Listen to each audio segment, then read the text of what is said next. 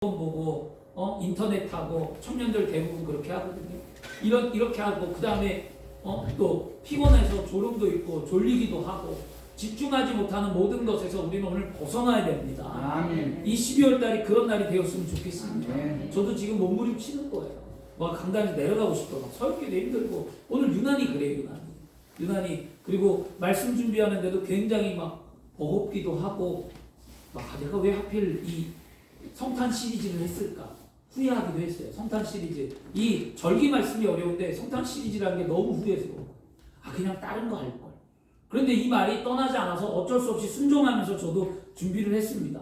그 말씀이 잘 정리가 안 된 것도 있긴 하지만 여러분 말씀의 요지를 잘 들으셔서 오늘 은혜를 받으시기를 바랍니다. 아멘. 여러분 하나님 앞에 나오니까 어떻습니까? 행복합니다. 우리 교회 나오니까 어떻습니까? 행복합니다. 여러분 가정은 어떻습니까? 행복합니다. 행복하십니까? 아멘. 그럼 믿음의 고백을 한번 하겠습니다.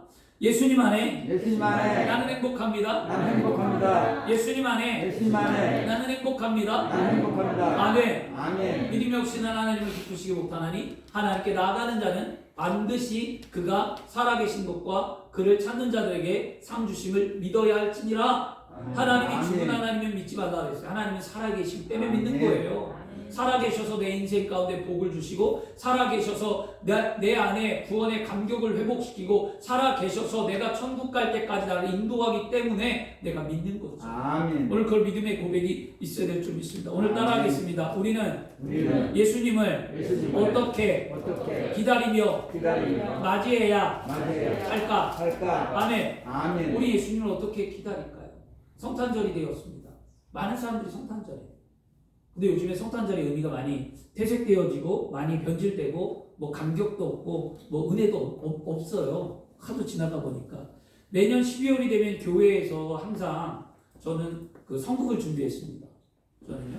그 어릴 적 교회학교 때부터 선곡을 많이 했어요. 그 연극하는 걸 참 좋아해요. 그리고 전도사 시절, 목사 시절 다 항상 선곡부를 만들어서 항상 연극을 올리고 공연에 올리고 이렇게 했습니다. 힘든데 왜 그런 일을 하냐고 이야기를 집에서도 아내도 하고 뭐 주변의 사람들도 했습니다. 근데 그것을 통해 한 영혼이라도 변화되고 하나님을 만났으면 하는 마음에 선곡을 준비했습니다. 근데 시대가 요즘 사회나 시대가 이제는 선곡을 할 수 없는 시대로 만들어 버렸어요. 왜냐하면 주 5일째 수업을 하다 보니까 방학이 짧아졌어요. 그래서 예전에는 제가 어렸을 때나 뭐 예전에는 겨울 방학이 길었잖아요. 12월 달부터 해서 뭐 1월까지 길게 했는데 요즘은 겨울 방학이 짧아요. 그래서 12월 거의 뭐 28일 날 방학을 하더라고요. 아주. 그래서 저는 불만이에요.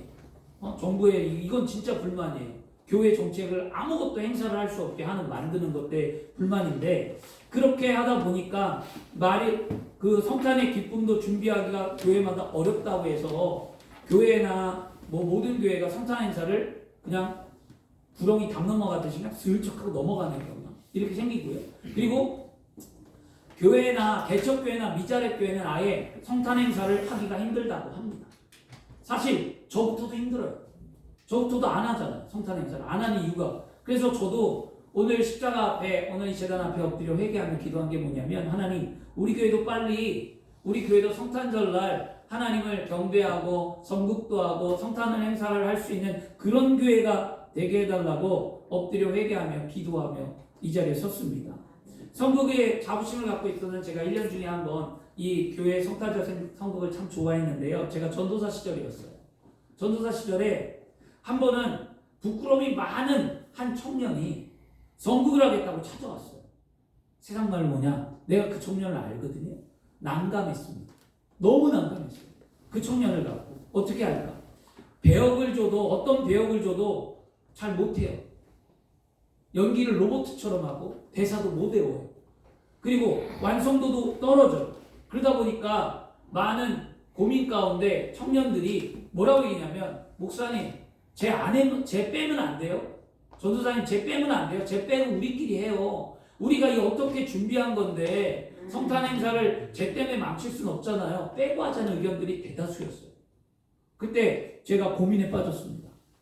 그래서 어떻게 할까? 그리고 기도하는데 자꾸 청년의 얼굴이 떠오릅니다. 기도한다. 아, 왜 일이 떠오를까? 그래서 며칠을 지난 다음에 고민하면서 소송전으로 제가 다시 기도하러 소송전의 발걸음을 성탄 모임에 있어서 옮기는데 그 성전에서 그 청년이 엎드려 하나님께 기도하고 있었어요. 근데 그 청년의 기도에 저는 기도를 듣는 순간 제 마음이 깨어지고 내가 잘못 생각한 거를 깨달았습니다. 왜냐하면 그 청년의 기도의 내용이 뭐냐면 하나님, 내가 부족하지만 예수님의 탄생을 기쁨으로 맞이하고 내가 그 기쁨의 내 안에 있는 기쁨을 다른 이에게 전해주고 싶습니다. 그래서 내가 연약하고 부족하지만 선극에 참여하게 되었습니다. 하나님, 나에게 힘을 달라고 엎드려 기도했습니다. 그 말을 듣는 순간 제 마음이 울컥했습니다. 그리고 그냥 강행했습니다.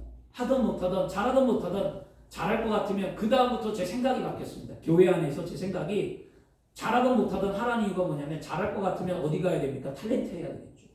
음악 잘하면 가수 해야 돼요. 연기 잘하면 탤런트 해야 돼요. 우리는 부족한데 모여서 하는 거예요. 무엇 때문에? 예수님을 믿고 구원의 감격을 서로 나누기 위해서 하는 거잖아요. 그러니까 함께 하는 거잖아요. 이걸 가리키기 시작했습니다. 예전에는 제가 높아지려고 했고, 예전에는 제가 잘남을 드러내려고 했고, 예전에는 제가 뭔가를 좀 만들어내는 것에 치중했다면 그 이후부터는 제가 달라졌어요. 그리고 그 이후부터는요, 열심히 하기를 원했습니다. 우리 모두는 자만해서 기도하지 않고 높은 곳에 서기를 원했지만 그 청년은 끊임없이 순수하게 예수님을 사랑했다라는 것을 그때 깨달았습니다. 여러분, 순수하게 주님을 만나야만 합니다. 아멘. 예수님을 만나시길 바랍니다. 아멘. 우리는 오늘 우리의 자만과 아집과 여러분 교만과 욕심을 모두 내려놓고 순수하고 정말 아름다운 믿음의 삶으로 예수님을 맞이하시길 바랍니다. 아멘. 우리가 때가 묻고 우리가 고집이 있고 아집이 있으면 은혜 못 받아요, 여러분. 내 생각이 강하면 은혜 못 받아요. 내 이성이 강하면 절대 은혜 못 받아요. 그게 깨어져야만 합니다. 아멘. 강단에 어떤 말씀을 전하던 그 말씀이 하나님의 말씀으로 들려질 때 그 사람은 은혜 받는 거예요. 아멘. 뭐 제가 잘나서 말씀 전하는 것도 아니고요. 여러분보다 제가 뭐 많이 알아서 하는 게 아니거든요. 단지 하나님의 부름을 받아서 주의 종이 되어서 하나님의 말씀을 강론하고 전해주는 것뿐이에요. 그리고 강단에 내려가면 저나 여러분과 똑같은 속도라고 했잖아요. 그러나 강단에 섰을 때만큼은 하나님의 말씀을 여러분이 집중해서 받으시길 바랍니다. 아멘. 세상에서 기다림이 없는 사람은 불쌍한 사람이고 불행한 사람입니다. 그리고 또 기다릴 사람이 없는 사람은 진짜 불쌍한 사람들입니다. 우리의 육신은 밥을 먹고 살지만 우리의 정신은 소망을 먹고 삽니다. 그래서 소망이 없으면 정신은 살지 못해요. 그리고 또 정신이 살지 못하면 마음이 살지 못하고 마음이 살지 못하면 인격이나 모든 삶이 병들고 약해지게 되어 있습니다. 그렇기 때문에 여러분, 소망이 중요합니다. 그런데 그 소망이 환상과 어떤 뜬구름 잡는 소망이라면, 실현되지 못할 소망이라면 우리는 아무 기대가 없는 거예요. 그러나 세상이 주는 소망이 아니라 말씀이 주는 우리에게 소망은 반드시 살아있는 하나님 앞에 확실한 기대와 소망의 믿음인 줄 믿습니다. 아멘. 그래서 히브리서 기자가 말씀하는 것은 믿음은 바라는 것의 실상이요 보이지 않는 세계의 증거라고 말했는데, 여러분, 우리가 믿음으로 바라볼 때, 살아있는 하나님을 바라볼 때 그 은혜가 우리 가운데 현실로 드러나는 줄 믿습니다. 믿음이 무엇이라고 생각하십니까? 믿음의 정의는 많아요, 여러분. 그리고 믿음의 정의는 각자 견해 차이가 있을 수 있어요, 사람들마다. 그런데 저는 믿음을 이렇게 정의를 하고 싶어요. 믿음은 매일의 삶에 우리의 자신을 살아계신 하나님 앞에 드리는 게 믿음이라요. 아멘. 매일의 삶에. 오늘 하루 하나님이 나에게 어떠한 소망의 계획을 갖고 있을까? 오늘 하루 하나님은 나를 어디로 이끄시며 내 삶을 인도하실까? 이처럼 우리는 매일의 삶 속에 살아계신 하나님 앞에 소망을 두고 삶의 목적과 의미를 찾아가는 것이 우리의 믿음입니다. 믿음이 별거겠습니까? 뭐 믿음이 있다 없다, 너 믿음 훌륭하다, 믿음 좋다, 겉으로 드러나는 거 중요하지 않습니다. 진짜 믿음은 내면에서 나와야 하는데 하나님이 나를 어떻게 이끄실까? 매일의 삶이 새로워야 됩니다. 이전 것은 지나갔으니 뭐라 새 것이 되었고 매일의 새로운 삶이라면 어제의 믿음이 오늘의 나를 만드는데 그러면 오늘 내가 또 다른 내일을 꿈꾼다면 오늘 내 믿음이 하나님의 살아계신 삶을 내 삶 가운데 이끌어내야 되겠지 않을까요? 아멘. 여러분 그게 믿음이에요. 이대로 살 거예요? 병든 대로 살 거예요? 가난한 대로 살 거예요? 외로운 대로 사실 거예요? 힘든 대로 사실 거예요? 꿈이 없는 대로 사실 거예요? 하나님은 그런 삶을 살라라고 절대로 나를 이 땅에 창조하신 분이 아니에요. 하나님은 나를 창조해 놓으시고 아름다움을 누리고 행복한 삶을 살라라고 말씀하십니다. 그러면 그 아름다움과 행복한 삶을 살기 위하여 하나님이 오늘도 내 삶에 무엇을 계획하고 있는지 내 삶의 어떤 목적과 방향을 설계해 놓았는지를 찾아가는 것 이게 믿음이에요. 아멘. 오늘 물어보세요. 아멘. 답답하면 물어보세요. 하나님이 정말 살아계신지, 하나님이 정말 나를 택하셨는지, 하나님이 나에게 정말 복을 주시길 원하는지, 하나님이 나를 통하여 어떠한 인생을 살길 원하는지 좀 물어보세요. 그게 우리의 믿음의 삶의 모습입니다. 아멘. 그래서 여러분 이런 믿음을 근데 이런 믿음이 늘 한결같고 똑같으면 얼마나 좋겠어요. 그렇죠? 믿음은 오늘이 달고 내일이 다를 수 있어요. 그런데 여러분 요한복음 3장 16절에 하나님이 세상을 이처럼 사랑하사 독생자를 주셨으니 누구든지 저를 믿는 자마다 멸망치 않고 영생을 얻게 하려 하심이라고 말씀하잖아요. 그 말씀처럼 한 가지 분명한 사실은 무엇이냐면 하나님께서 나를 사랑하셔서 예수님을 이 땅에 보내셨다는 사실이고 그 사실을 믿고 우리는 구원받은 하나님의 거룩한 백성이 되었다는 거예요. 이 믿음의 전제 조건 안에서 하나님 앞에 내 삶을 묻고 가는 거지 믿음의 전제 조건이 없이 그냥 하나님 살아있어요? 하나님 누구예요? 라고 말하라는 게 아니에요. 하나님이 날 사랑하셨어. 하나님이 날 사랑해서 예수님이 이 땅에 보내셨어. 그 예수님 믿고 나는 구원을 받았어. 그러면 하나님이 살아계시니까 내 삶에 어떻게 하나님 나를 이끄실까? 이렇게 오늘도 묻고 기도하시기를 바랍니다. 그러므로 우리는 예수님이 이 땅에 오심을 이제는 어떻게 해야 될까요? 정말 기쁨으로 맞이해야 돼요. 예수님 때문에 내가 하나님의 살아계심을 알고 예수님 때문에 내가 구원을 받았고 예수님 때문에 내 인생이 행복하고 예수님 때문에 모든 것들이 아름다움으로 나타난다면 우리는 오늘 예수님을 기쁨으로 맞이해야만 합니다. 오늘 성경에 나오는 동방박사들과 예수님을 맞이하는 말씀을 통해 우리는 배우고자 원하는데요. 동방박사가 예수님을 어떻게 맞이했을까? 오늘 말씀을 읽으면서 고민해 보았습니다. 그래서 세 가지를 뽑았어요. 첫째는 동방박사들은 자신에게 주어진 환경과 삶 속에 열심으로 자신의 일을 하면서 예수님을 기다리며 예수님을 맞이할 준비를 했다라는 거였어요. 이게 무슨 말이냐면 동방박사들이 발견한 동방의 큰 별, 그들이 모두 자신에게 주어진 일에 최선을 다하다가 발견을 했다고 성경은 말합니다. 더욱이 동방박사들은 이방인에도 불구하고 이 메시아별을 발견했습니다. 예전에 여러분 1999년 12월 14일 MBC 9시 뉴스 외신 보도에 이런 기사가 발표가 됐어요. 역사적으로 2000년 전에 동방에 큰 별이 있었고 우주를 연구하는 천문학자들도 그 비슷한 시기에 큰 별이 유대 땅에 있었다라고 발표를 했습니다. 성경의 사건이 과학적으로 그대로 입증이 되었습니다. 이게 입증이 됐어요. 그런데 오늘날 세상 사람들은 이 복음을 받아들이기를 거절하고 믿으려고 하지 않아요. 예수님이 태어나신 성탄절은 우리에게 있어서 가장 복되고 아름다운 날인 줄 믿습니다. 아멘. 그러므로 성탄을 준비하는 저와 여러분들이 성탄을 준비하는 자세는 정말 매우 중요하다는 거죠. 아멘. 세상의 가치관과 여러분 향락에 문화에 빠져서 여러분 생활하면 안 돼요. 막 들떠서. 근데 때로는 이 코로나가 또 때로는 좋은 거는 하나 있더라고요. 왜냐면 뭐 좋은 거 있고 나쁜 게 있으면 있는데 저는 긍정적으로 보는 건 뭐냐면 향락의 문화를 할 수 없게 하잖아요. 왜냐면 이제 정부에서 연말연시 하도 연말 모임이 많고 술자리가 너무 많다 보니까 그걸 다 막아버렸어요. 그러니까 음식점도 먹고 살고 다 일도 하긴 해야 되는데 뭐가 문제냐면요. 개인적으로 혼자 먹는 건 괜찮아요. 근데 술을 먹고 서로 막 침을 튀기고 말을 하고 술잔을 돌리고 술을 먹어서 이성을 잃고 막 이러다 보니까 코로나가 더 많이 확산되는 건 사실이에요. 그러니까 먹을 거 먹고 운동할 거 운동하고 개인적인 생활을 철저히 하고 하면 괜찮은데 그러지 못하는 것 때문에. 근데 이런 것 때문에 향락의 문화에 올해는 좀 없는 게 제가 믿음의 삶에서는 좀 그거는 좋다고 저는 생각합니다. 그렇다고 해서 뭐 힘든 사람들을 위해서 이게 좋다는 얘기는 아니고요. 말씀을 잘 잘 들으시길 바랍니다. 향락에 안 빠지는 게 좋다는 얘기예요. 여러분들도 우리들도 믿음이 있으면서 우리들도 세상에 빠지잖아요. 연말 연시에 우리 뭐 솔직히 여기 믿음이 있고 뭐 열심히 하는 분들 있지만 여러분들이 세상에 발 안 들여놓고 사십니까? 세상에 있어요. 가족들끼리 술자리도 하고 뭐 여러분 지인들끼리 가서 놀고 여러분 예배도 빼먹을 때도 있고 주일도 기억 못할 때도 있고 우리도 그렇게 살아가요. 그렇다고 해서 여러분이 믿음이 없다라고 저는 말하지 않습니다.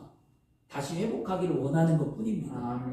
겨자씨만한 믿음이 있으면 이 산을 들어 명하여 바다에 던지면 던지라고 했기에 여러분 안에 분명히 겨자씨만한 믿음이 있다고 저는 확신합니다. 단지 주의 종으로서 안타깝고 답답하고 힘든 것 뿐이지 믿음이 없진 않죠. 저도 제 자신과 제 아내와 제 남편, 남편이 아니지. 제 자녀와 모든 걸 볼 때, 안타까워요. 왜냐면 내가 믿음이 더 잘하면 좋은데 못하니까.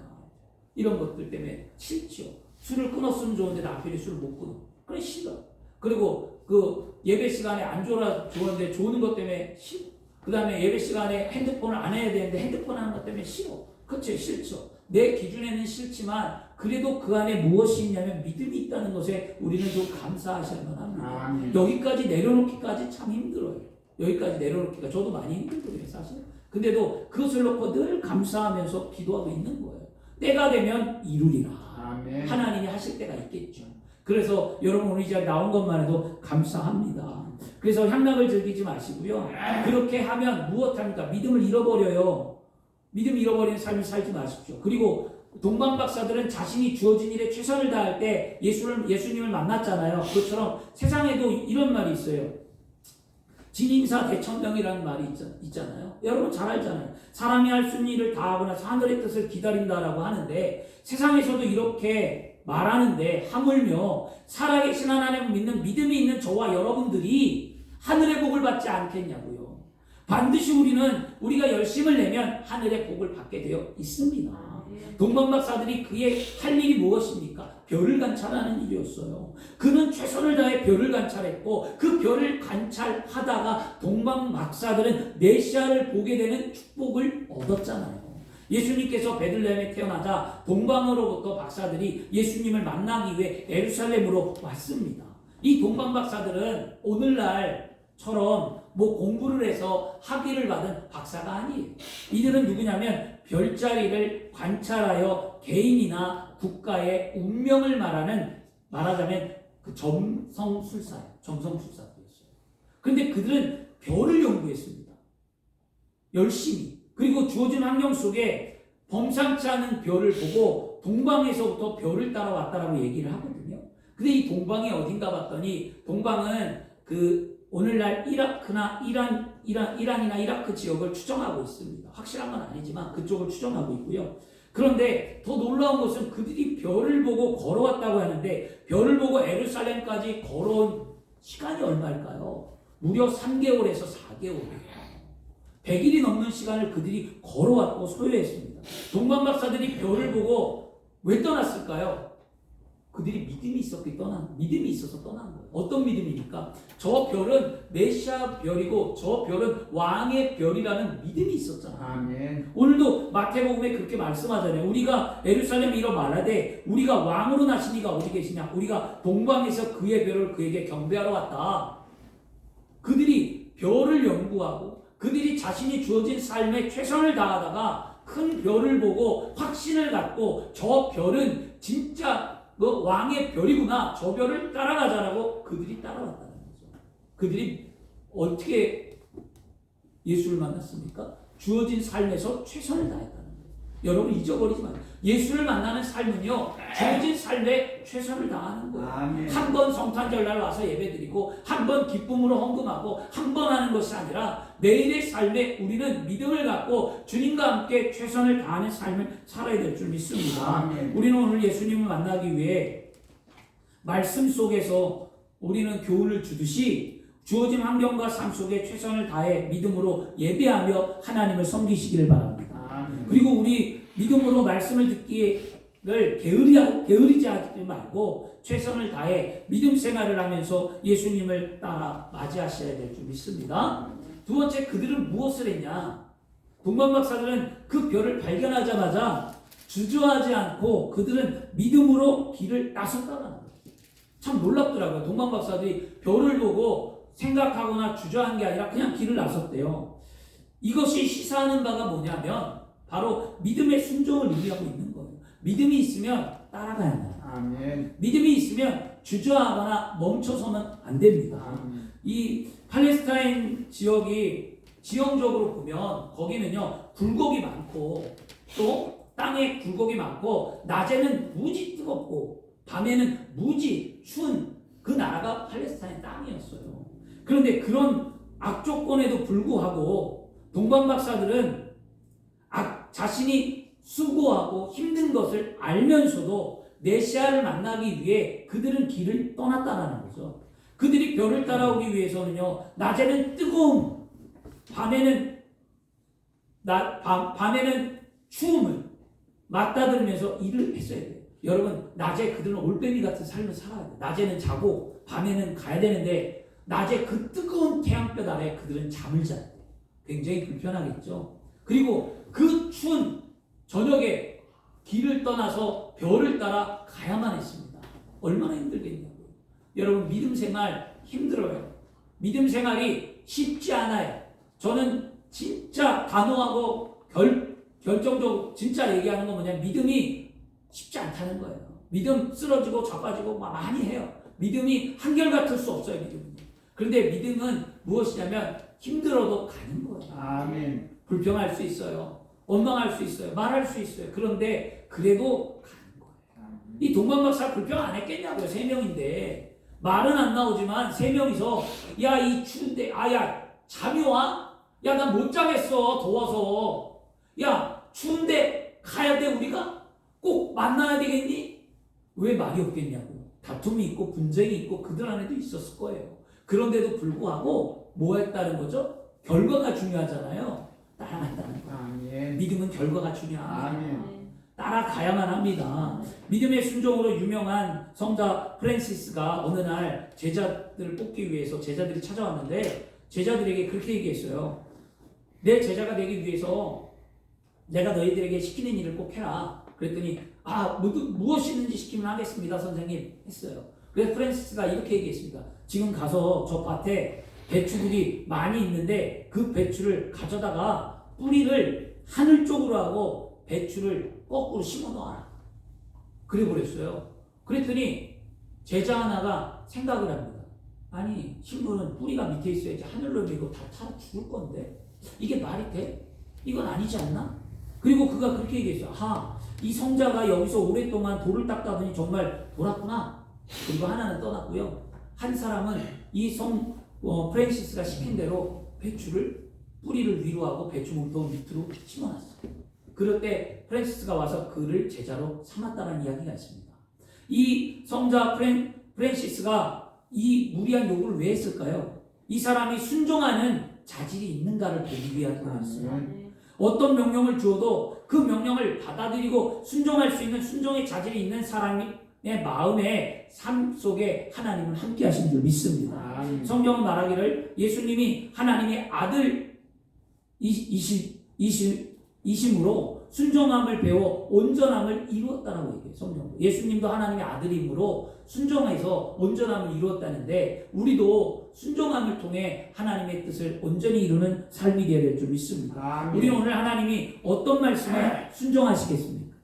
순종하기 위해 자기의 방법을 버리고 하나님의 방법을 따르시겠습니까? 사랑하는 여러분, 우리에게 믿음의 확신이 있다면 세상 환경에 주저하지 말고 담대한 마음으로 순종하여 믿음의 걸음을 옮기시기를 바랍니다.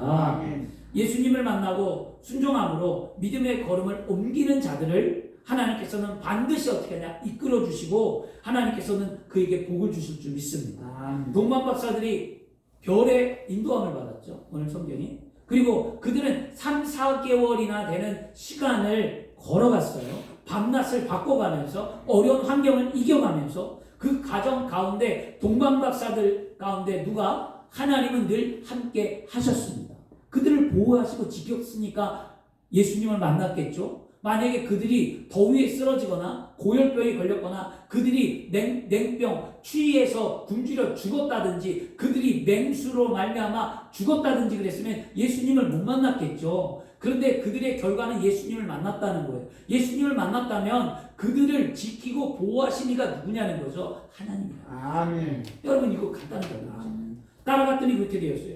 그래서 그들이 예수님을 만나게 될 때까지 주님은 함께 하셨습니다. 그래서 히브리서 5장 9절에도 순종하는 모든 자에게 영원한 구원의 근원이 되시겠다. 아멘. 영원한 구원의 근원이 되시겠다. 동방 박사들이 그 별이 메시아의 별이라고 인정하고 그 별을 환영하고 자신들의 삶 속에 모셔드리며 그 별을 의지하고 믿음으로 순종하며 따라 나갈 때 예수님을 만났습니다. 성경에 보니까 시대와 사람에 따라서 하나님이 인도하는 방법이 좀 다르더라고요. 구약에는 이스라엘 백성들을 하나님이 뭘로 인도하셨습니까? 구름 기둥과 불 기둥으로 이스라엘 백성들을 인도하셨어요. 신약에서는 동방 박사들을 하나님이 별을 보고 예수님께로 인도하셨어요. 그러면 오늘날 하나님은 우리를 어떻게 인도하실까요? 오늘날 하나님은 우리에게 바로 성령을 통해 우리를 하나님께로 이끌어 주시고 인도해 주신 줄 믿습니다. 아멘. 그러므로 우리는 오늘 성령의 인도함을 받기 위해 무엇을 해야 할까요? 기도해야만 합니다. 아멘. 동방 박사들이 별의 인도함을 받기 위해 별을 연구하고 노력한 것처럼 우리들은 기도를 통해 성령의 인도하심을 받기 위해 우리는 열심히 엎드려 기도해야만 합니다. 우리의 믿음을 드려야만 합니다. 기도하면서 하나님의 뜻을 구해야만 합니다. 하나님이 나를 어떻게 이끄실지 물어봐야만 합니다. 기도가 어렵다고요? 하나도 안 어려워요. 기도는 내 생각과 내 마음을 하나님께 드리는 거예요. 오늘도 그런 삶에서 기도하시길 바랍니다. 아멘. 우리가 성령의 인도하심을 받으면 우리는 생각 가운데 머뭇거리거나 주저하지 않습니다. 별을 보고 주저하지 않고 힘든 것을 알고도 그 길을 따랐던 동방 박사들처럼 우리도 환경에 굴하지 않고 믿음으로 순종의 걸음을 옮길 수 있습니다. 주저하지 않고 길을 떠날 수 있는 것은 믿음이 있었기 때문이에요. 여러분의 믿음이 있으면 우리는 믿음의 행위가 뒤따를 수 있습니다. 아멘. 동방 박사의 믿음의 확신, 그것을 통해 우리는 오늘도 순종을 배워야만 합니다. 그들은 확신을 가지니까 순종하고 따라갔잖아요. 오늘 여러분 믿음의 확신을 통해 말씀에 순종하고 믿음의 삶 가운데 오늘도 순종의 그 길을 걷는 저와 여러분이 되어야 될 줄 믿습니다. 아멘. 세 번째는요, 동방 박사들이 예수님을 어떻게 맞이했는가? 그들은 구주 예수님을 만나기 위해 미리 큰 인물일 것이다. 그들은 공부했어요. 별을 공부하고 예전에 성서를 공부하고 그들은 예언의 말씀을 공부하고 그러다가 그들이 큰 별은 유대의 왕이고 메시아라는 것을 아니까 그들이 별을 보고 메시아인 것을 알 때 무엇을 했냐면 예물을 갖고 왔어요. 놀랍죠? 만났습니까? 안 만났어요. 별을 보고 믿음을 갖고 만나러 가야지 생각하며 예물을 준비하고 가서 만나서 드렸어요. 제가 뭘 말씀하려고 하는지 알겠습니까? 믿음이 있다면 준비하는 거예요. 아멘. 뭘 준비합니까? 예물을 준비하고 그 준비된 예물을 갖고 만나러 가는 거예요. 예배는 바로 이런 거예요. 여러분이 하나님 앞에 예배할 때 믿음을 갖고 예물을 준비하고 하나님 만나러 성전에 와서 말씀으로 하나님을 만나고 기도로 하나님을 만나고 여러분 예배 가운데 임재하신 하나님을 만나고 정성껏 내가 준비한 예물을 심고 드리는 거예요. 아멘. 이게 예물의 기본이에요. 아멘. 제가 청소년들을 가르칠 때 가장 힘든 게 있었습니다. 청소년들, 청년들, 어른들한테는 이런 설교를 잘 안 했는데 청년들이나 청소년 가르칠 때 꼭 했습니다. 왜냐? 하나님은 거지가 아니다.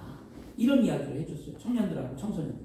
왜냐면 청년들하고 청소년들은요 자신들이 쓸 거 다 써요. 먹을 거 다 먹고 입을 거 먹고 뭐 하면서 교회 와서는 헌금을 안 하더라고요. 아이들이. 그러니까 가르쳐야 했어요. 밥 한 끼를 먹는데도 하는데 왜 안 하느냐라고 야단도 치고, 자신은 막 100만 원짜리 옷을 입고 다니면서 하나님 앞에는 10원짜리 하나도 안 내면서 복을 받기를 원하는 아이가 있고, 눈물 뿌려 기도해요 막 하나님 앞에.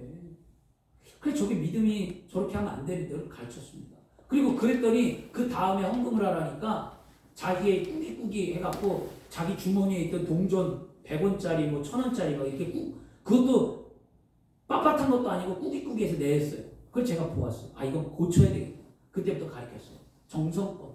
네가 100원을 드리든 1000원을 드리든 많고 적음을 떠나서 네 마음의 자세가 하나님 앞에 올 때 어떤 예물과 어떤 마음의 자세를 갖고 오느냐 가르쳤습니다. 여러분도 마찬가지입니다. 하나님 앞에 올 때는요, 마음에 먼저 예물을 준비하시고요. 그리고 난 다음에 마음의 예물이 허락되어지면 그 다음에 물질로서 내가 준비된 예물을 성경책에 꽂아놓고 그것을 갖고 나와 하나님께 드리는 게 예물입니다. 동방박사가 예수님을 그렇게 맞이했어요. 오히려. 그들은 무엇을 준비했냐면요, 황금과 유황과 모략이라는 것을 준비했습니다. 그런데 왜 황금과 유황과 모략일까요? 하필이면 다른 예물은 없었을까요? 그 당시에 다른 예물 많았어요. 뭐 양도 갖고 올 수도 있고 모두 갖고 올 수도 다 있었겠죠. 돈도 있었고 다 있었겠죠. 그런데 황금과 유황과 모략이었어요. 저는 생각해 보았어요.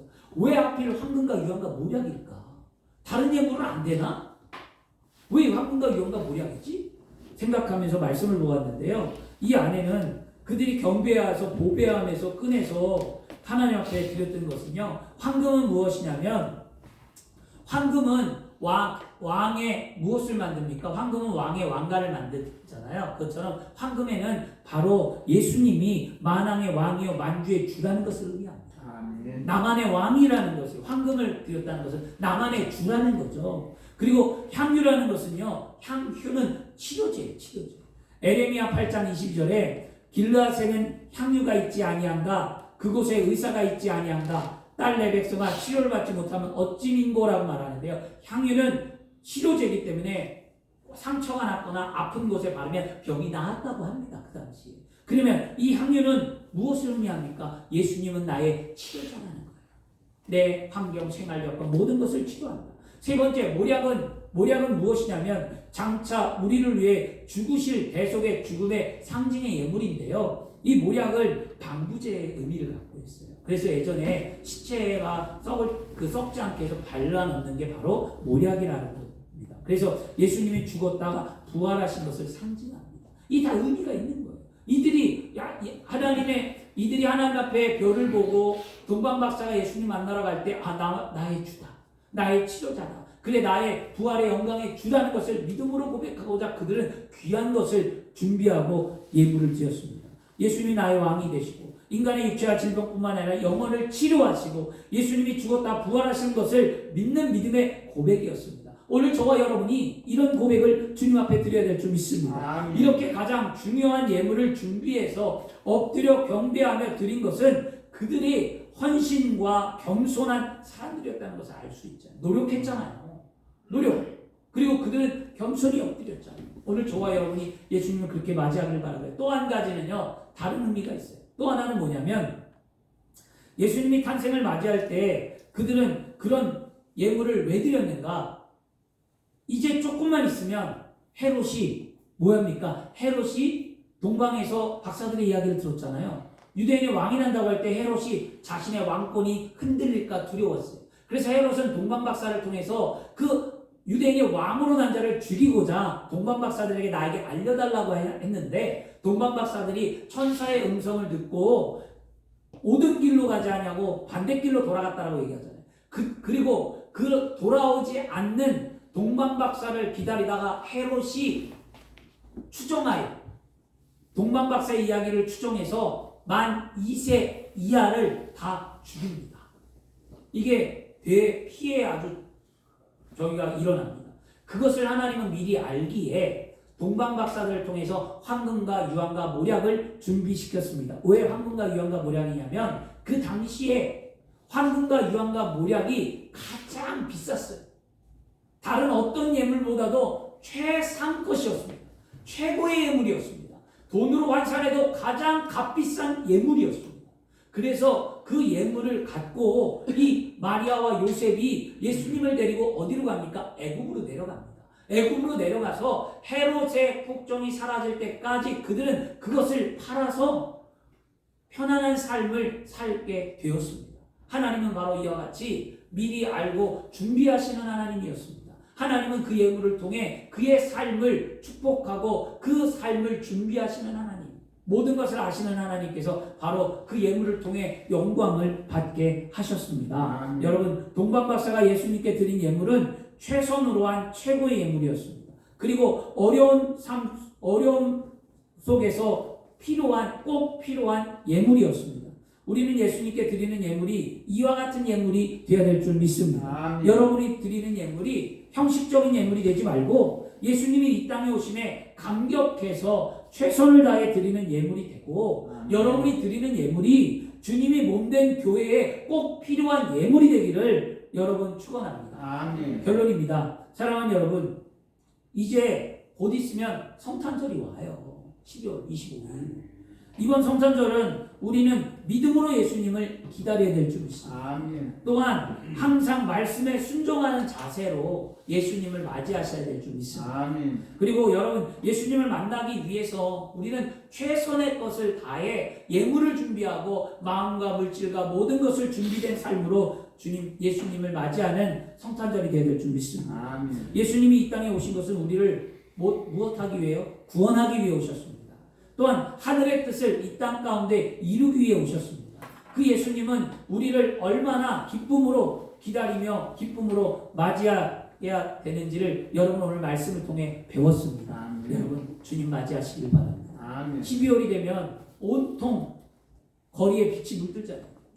교회 종탑에, 거리에, 상점에, 가정에 빛이 물들고 흥겨운 밤이 돼요. 하지만 대낮처럼 밝은 어둠 속에는 아기 예수님의 탄생한 별이 없어요. 이것은 깨어 있지만 잠자는 것과도 같은 거예요. 빛 가운데 있지만 실상은 어둠 가운데 있습니다. 우리는 2000년 전 바로 예수님의 탄생하신 그날 그 자리에 내가 있기를 소망하며 주님 앞에 우리는 예배하는 삶을 살아야 될 줄 믿습니다. 한국의 슈바이처라는 장기려 박사님이 계세요. 장기려 박사님이 1991년에 태어나셨다가 1995년에 소천하셨는데요. 의학을 공부하면서 어려운 이웃을 위해 헌신적인 진료를 한 분입니다. 그분이 80세가 되는 생일날 기쁨에 대해 이야기를 하는데 이렇게 얘기했어요. 첫째는 결혼한 후 아들을 낳을 때 하나님이 주신 아들로 천하를 얻는 기쁨을 얻었다 말씀했고요. 두 번째는요, 송기종 선수가 올림픽에 마라톤 경기에 우승했을 때 민족 감정에 때문에 기뻤다 이렇게 얘기했고요. 그리고 마지막에는요, 이런 말을 합니다. 예수님을 구주로 믿고 죄를 회개하고 하나님께 죄사함을 받았다는 확신을 가졌을 때 기쁨에 비교하면 위의 기쁨은 하찮은 거다. 나는 오직 예수님 때문에 기쁘다 라는 고백을 했습니다. 예수님의 탄생이신 성탄절이 여러분, 우리는 하나님께서 값진 선물을 받는 날입니다.